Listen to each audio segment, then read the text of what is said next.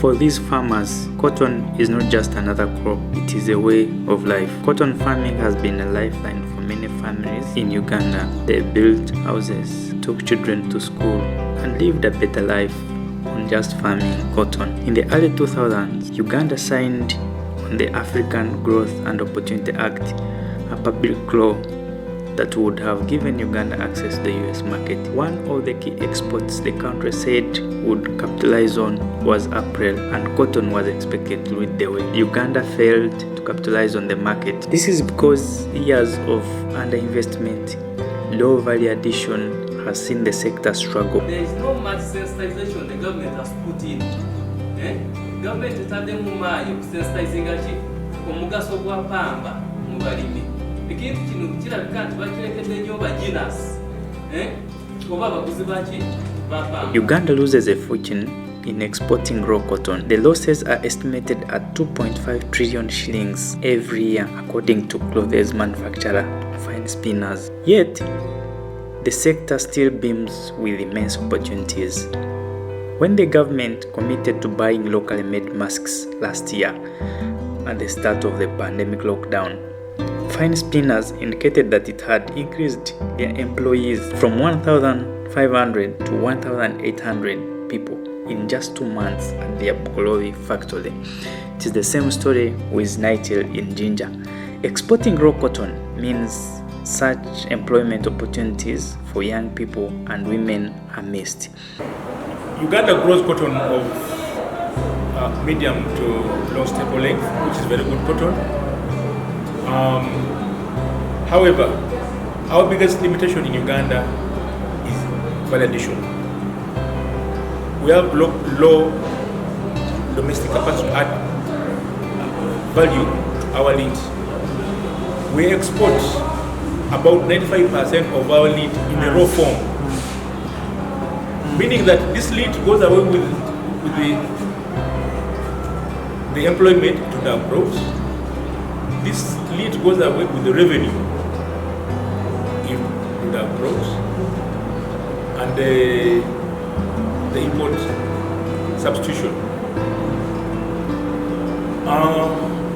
Currently we have, as far as value addition is concerned, lead, we have 2 operational integrated textile mills in Uganda. That is Southern Rain Nyanza in Jinja and Fine Spinners Uganda Limited in Bukolowi. Those are the only ones adding value to our lead, in addition to 8 cotton wool manufacturing farms spread in different parts of the country. So those are the only ones adding value, which comes to about 5% of the cotton that we produce in this country. The sector still faces challenges. Farmers are not adequately supported by the government, and GINAs have had to come in to offer fertilizers, seeds, and training. Also, farmers say prices for cotton are announced late, exposing them to middlemen who buy their raw cotton cheaply. Nakungula pamba wange yaba munumba oba mfuniye embera yone yena taxi bakasente ate kabiri tuyina abandi abo mumizani ngaba agent bemwe bakali kututukamu tuyina obuzibu abo mumizani abo tibatutukirira mangu batula kubamba wefetidi chono bamunatirwani sati ate kubeye nafu.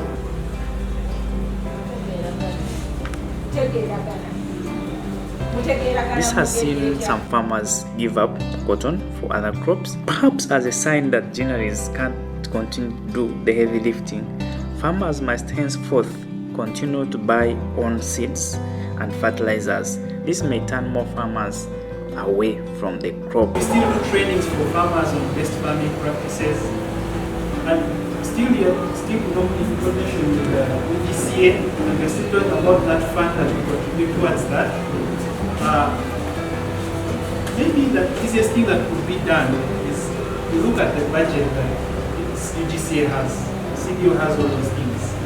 Look at how much we're spending on all those inputs, because we don't even just give them inputs, but during the distribution of inputs, we also train them on how to use them, when to apply them, when to plant, how to space. Recently, during this week, we have trainings for farmers that are general on how to make organic, how to make fertilizers instead of going to buy.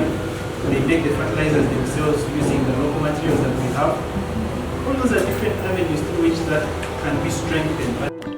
The EPRC and Include Platform dialogue in Iganga sought to discuss opportunities that would see work with farmers, including youth and women, to participate in more valuable activities such as ginning, oil extraction, spinning, weaving, and fabrication.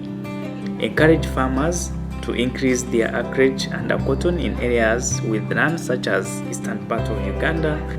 Cotton is one agricultural commodity that has the longest value chain. There is employment at different levels.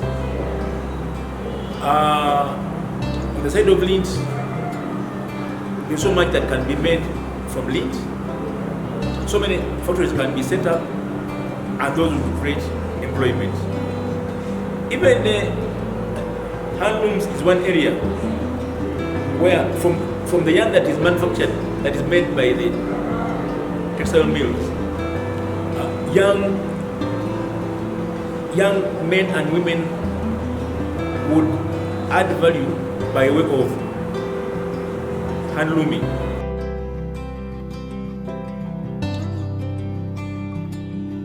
Increase cotton yields by expanding farm input programs such as those run by gineries, which provide certified seeds and fertilizers.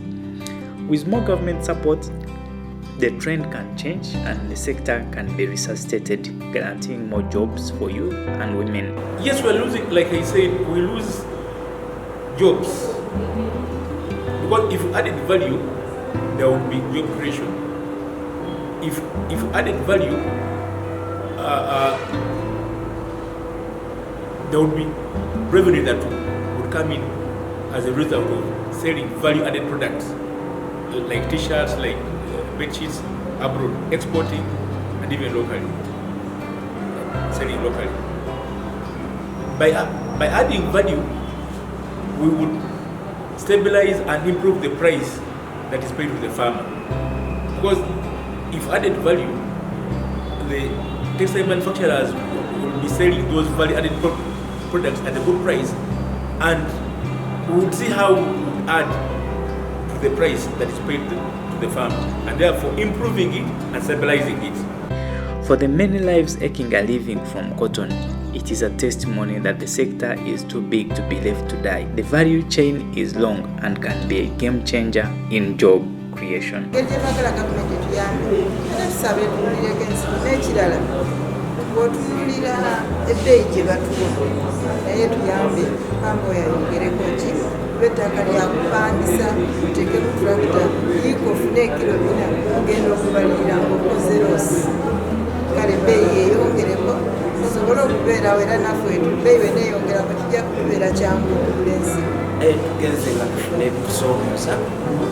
Tujja kulima pamba twalimanga era mu Uganda yonna batuyitanga cotton basket nga tufa abalima pamba mungi yena gwoyagala okusanga kaliro.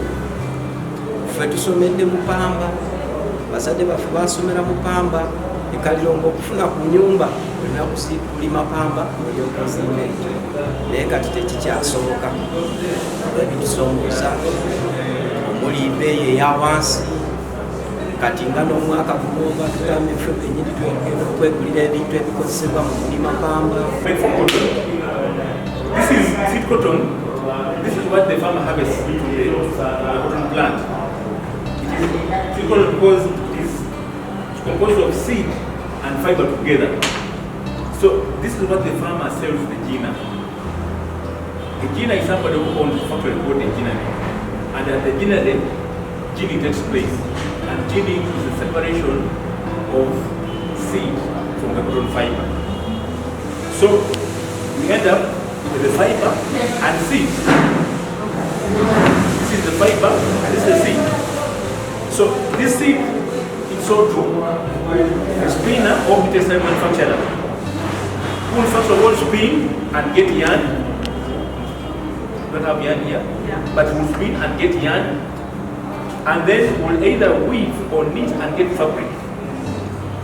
Now, from the fabric, they'll now fabricate to get either t-shirts, bed sheets, and whatever they want, towels. Then, from the same yarn, handloom weavers can get all these pieces of material shown here. All this is the handloom woven. That's an opportunity where young people and women can engage.